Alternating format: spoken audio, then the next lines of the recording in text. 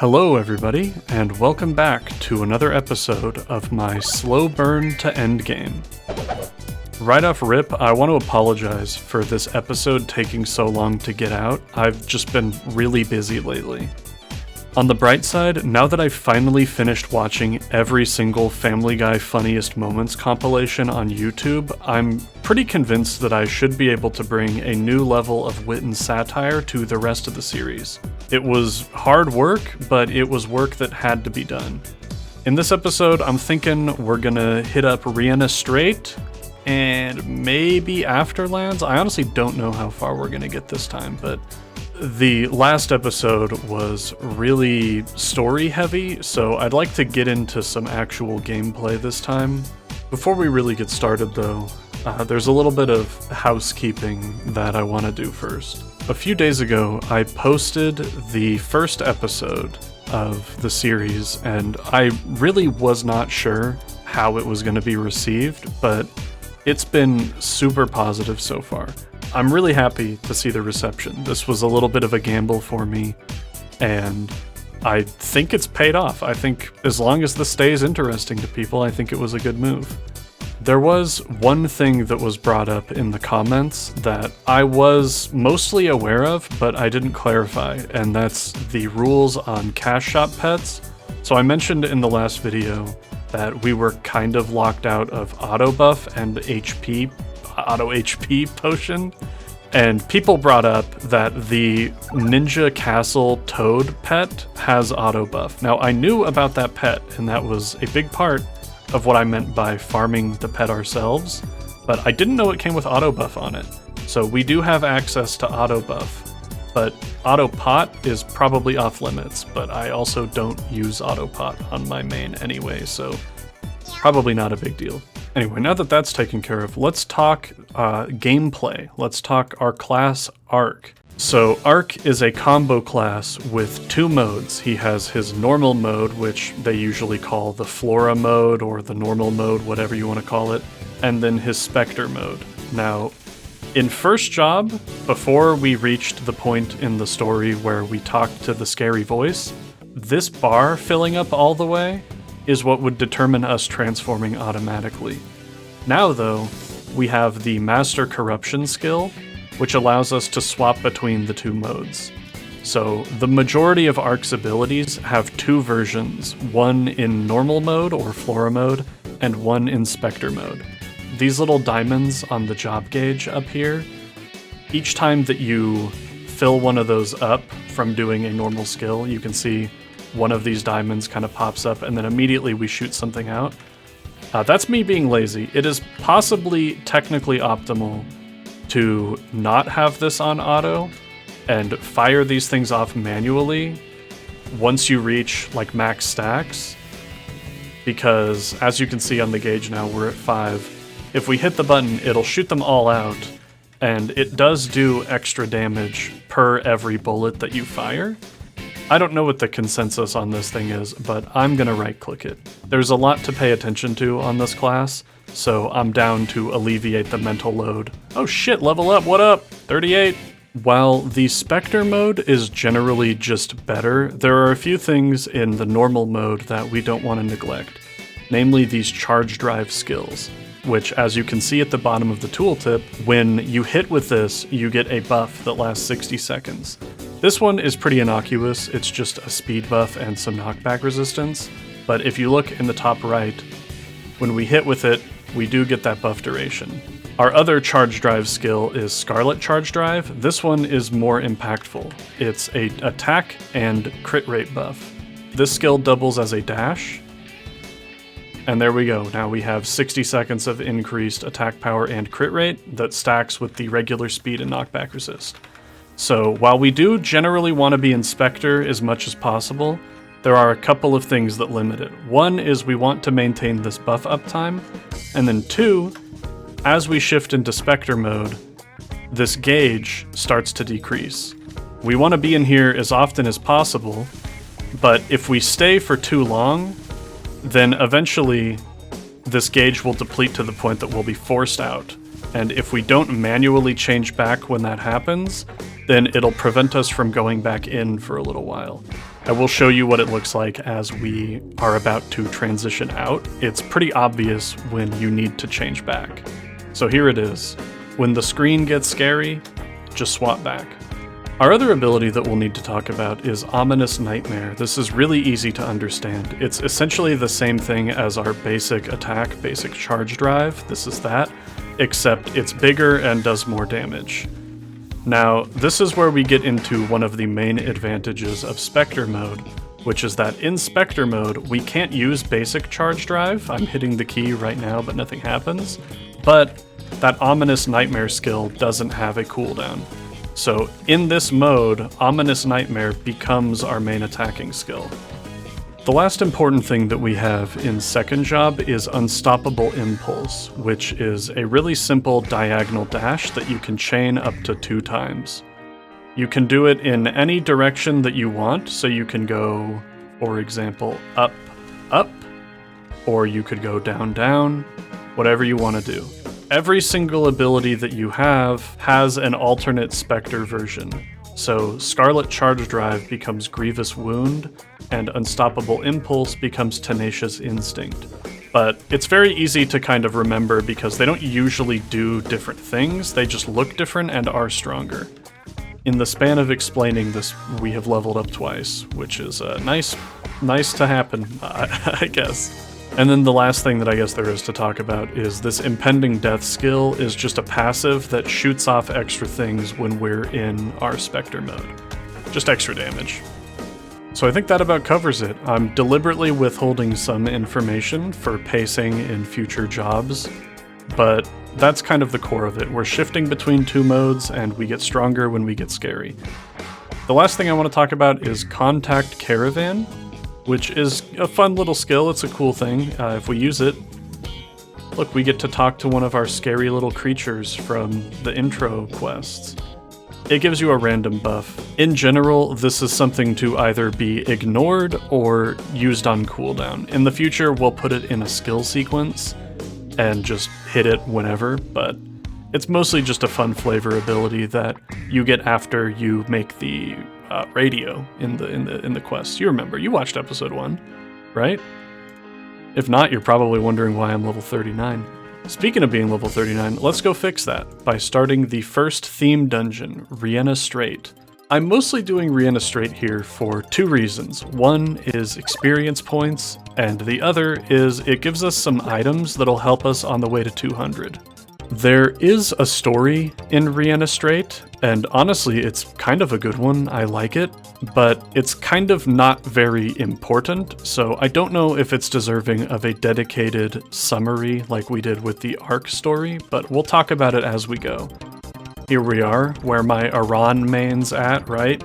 One of MapleStory's original waifu. That's stupid. Cut that part. So there's trouble here in the Strait, and all the animals have set aside their differences in order to work together to solve the problem.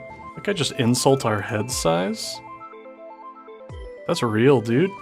So this guy's just overtly racist. This is a little confusing to immediately shoot a new player here into Riena Strait, because once you've done it as many times as I have, you kind of just go on autopilot, but it is pretty confusing to have all of these different portals up here. This is where they sort of funnel you immediately after the intro quests. So here we learn about the Frost Witch. She's horrible and everybody hates her. She's very, very evil. Kind of the precursor to the Black Mage, I guess you could say. Got ourselves our second daily gift for a 2 times XP coupon. That's going to come in handy. I'm going to pop those later, when we get into doing kind of just a straightforward grind session. I don't want to pop that right now because a lot of these early quests are going to eat through the ticket, because I do want to talk about the story. What story is there? I'd like to talk about. So here we hear a woman scream and decide to sail west in order to find her, where we are met with the single funniest joke in all of MapleStory. It's a little bit subtle, so stick with me here. I don't think that I would be able to understand this if I hadn't seen so much of Brian Griffin in the past few days. Her name is Nora the Explorer. And the joke is that she explores. Nora tells us that she doesn't think anybody is summoning these monsters, and rather that they are thawing and waking up. She's kind of annoying, but her scientific knowledge should be useful. What we previously assumed was the monsters being summoned by the evil witch, maybe not so much anymore.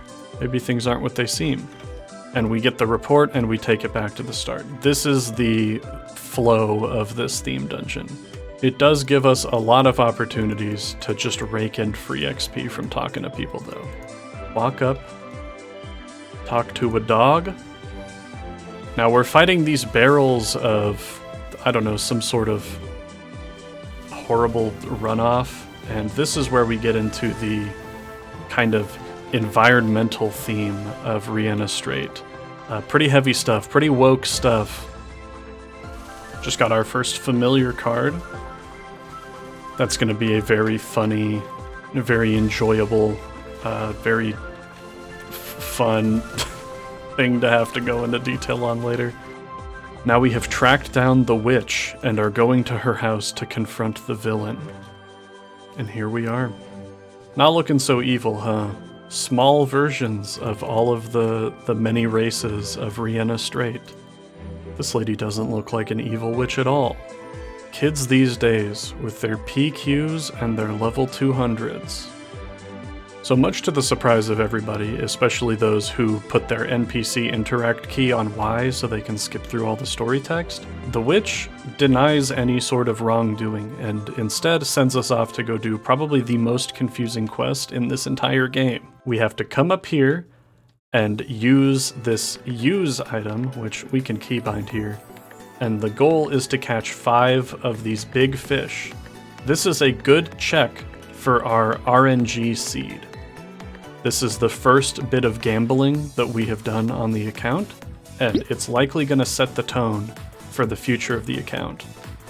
We got 1, we got none, none, none, 1, 1, 1, 1. Okay, that was pretty quick.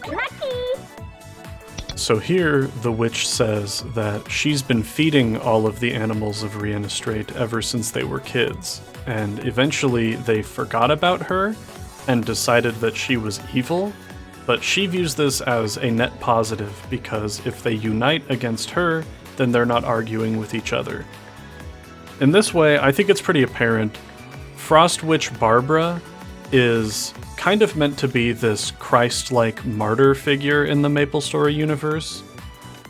Anyway, now we're gonna go club baby seals. The seals, suspected of wrongdoing, have actually been framed by some mysterious assailant. Strangely enough, you can turn this quest in via the light bulb.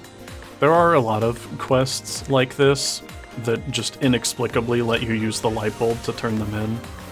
I'm sure I will miss many of them in the future. There's a lot of those in Temple of Time, which we will have to do Temple of Time in its entirety for unlocking Pink Bean.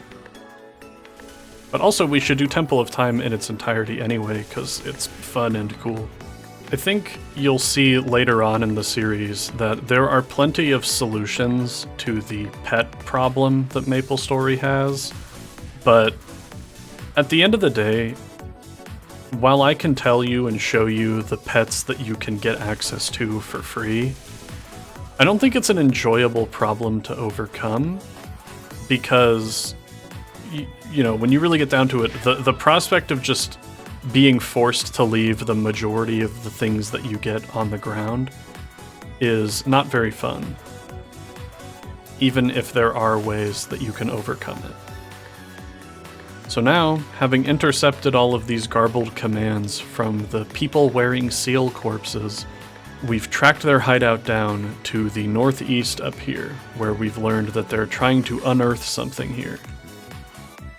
So at this stage, I feel comfortable spoiling this fact because I don't think anybody cares, but 56, for a lot of non-resistance, maybe non-hero characters, this is likely going to be your first interaction with the Black Wings, which are ostensibly kind of like a Black Mage Doomsday cult, but they kind of feel more like a corporation. It's kind of strange. They're also made up almost exclusively of rabbits, except for the guys that are not rabbits.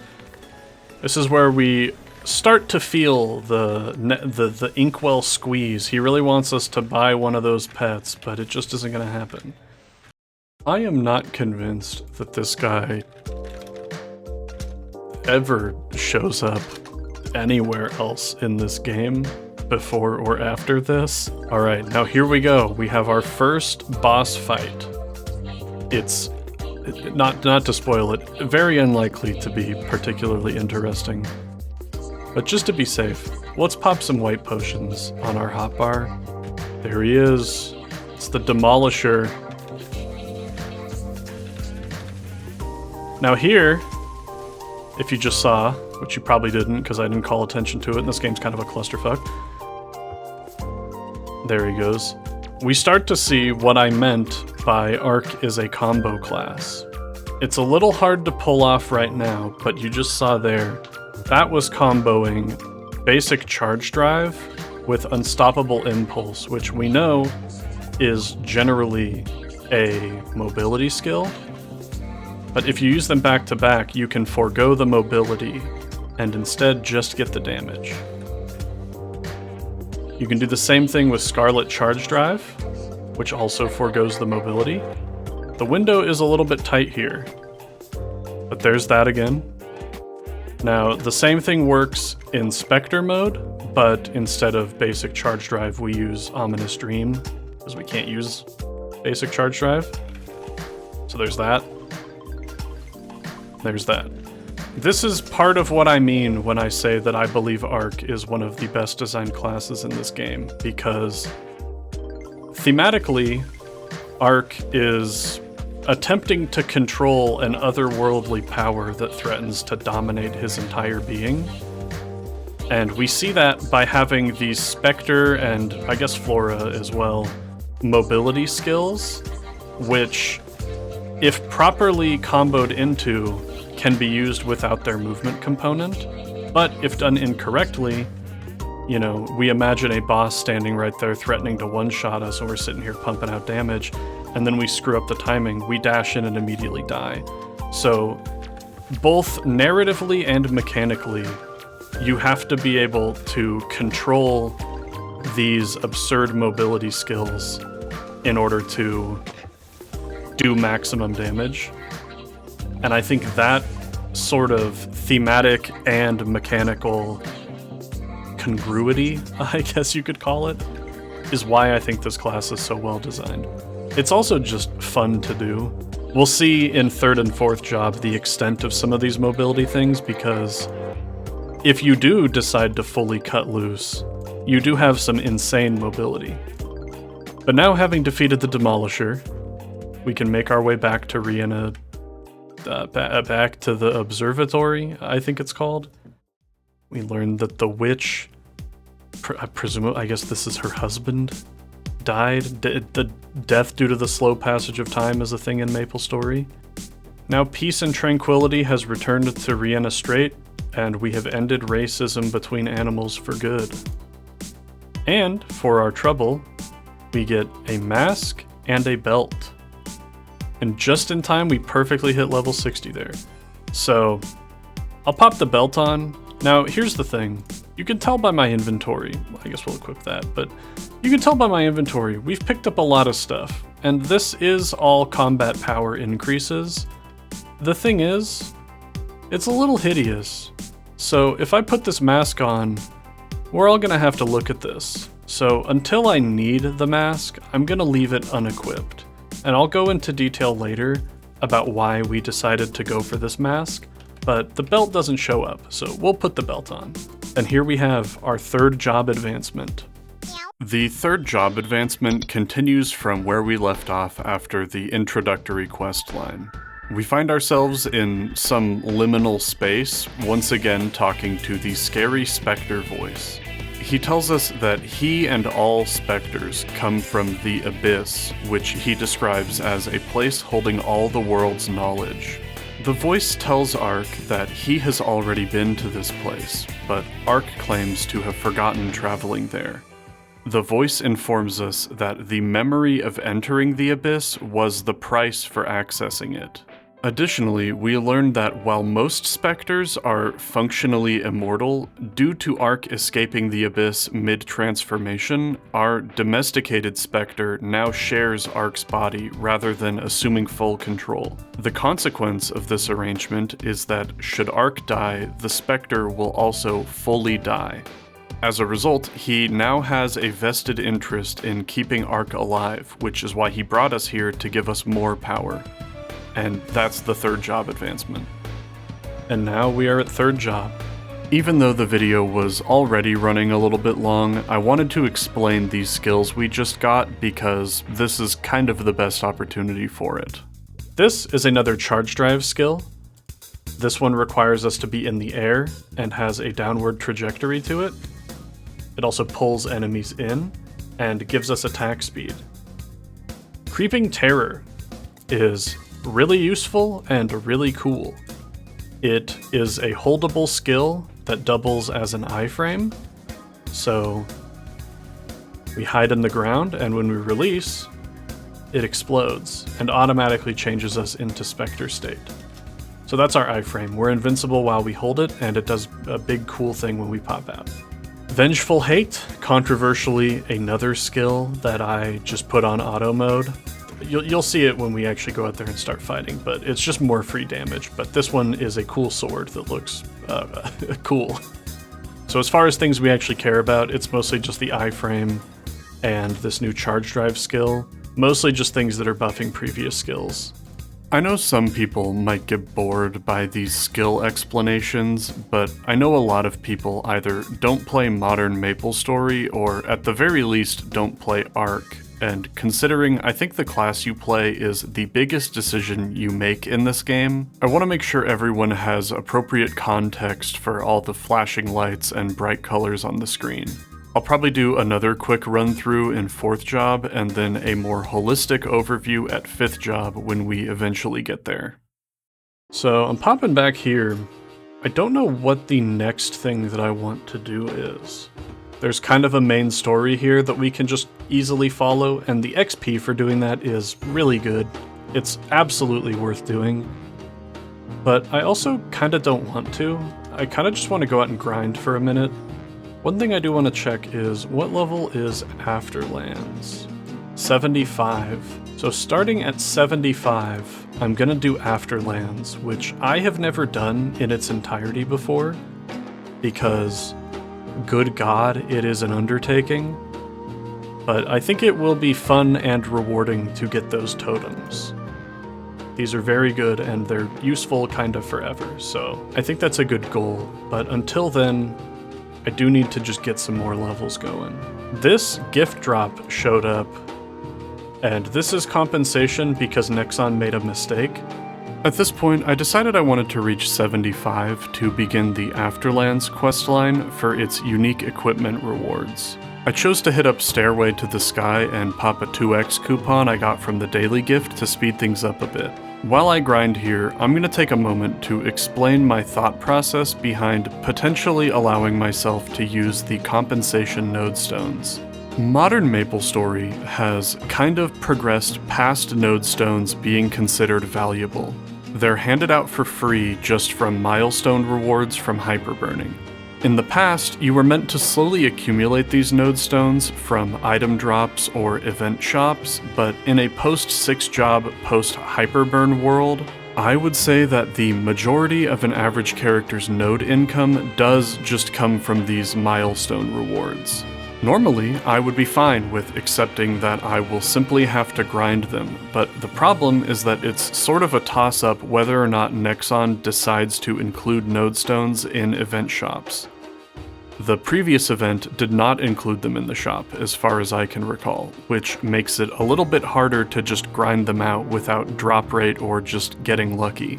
The most difficult part of progressing during this series is going to be in the early to mid 200s, around level 230 to 260, and the main reason for this is that Nexon has kind of just decided that this phase of the game is simply not worth playing. So they speed you through it, supplementing the progression that's meant to happen at that stage with event rewards. What this means for you, the viewer, is that I'm going to potentially be arbitrarily weaker with no meaningful way to compensate outside of grinding. We will be doing a lot of grinding regardless, but it leaves me in a position where I gotta ask the question, does this make for an enjoyable viewing experience? At the end of the day, I'll still need literal thousands of nodestones, so grinding for them is going to be necessary. At best, this is sort of just a jumpstart boost.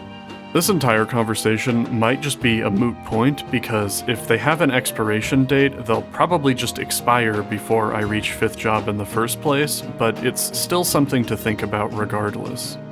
These are the sorts of choices I have to make during this series, and it usually comes down to trying to balance the viewer experience with my own goals, all while having to contend with wanting the progress to come at a reasonable pace so I can actually make these videos. If you have any thoughts on this, I'm keen to hear them. Also, while I'm here, are you guys bothered by the keyboard noises that I leave in during the live recording segments? I feel like they create a contrast between the narrated and live sections, and they feel more personable, almost like you're really here with me, sitting on my lap while we mob together in MapleStory, but I could also imagine that just being annoying. Let me know. I don't know. Let me know. Big 67? 68? I'm not gonna say it. And there's big 70. I think I need to figure out what I want to do to get to 75. Let's try here. Let's see how the XP is here. Just gonna pop some points into the generic damage things that we've got here.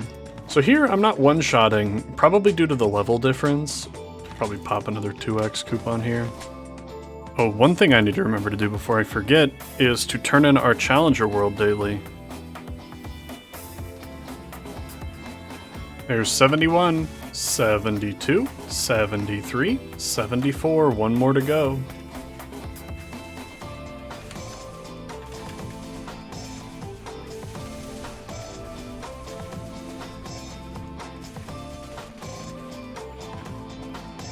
And there we go, 75. If I'm not mistaken, the Afterlands has appeared.